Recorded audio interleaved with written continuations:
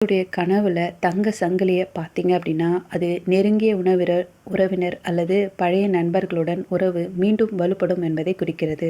உங்களுடைய கனவுல தங்க கட்டிய பார்த்தீங்க அப்படின்னா, அது உங்கள் காதல் வாழ்க்கையை பற்றி சொல்கிறது. காதல் வாழ்க்கை நல்ல ஆழமாக உங்கள் இருவருக்குள்ளும் இருக்கிறது என்பதை குறிக்கிறது.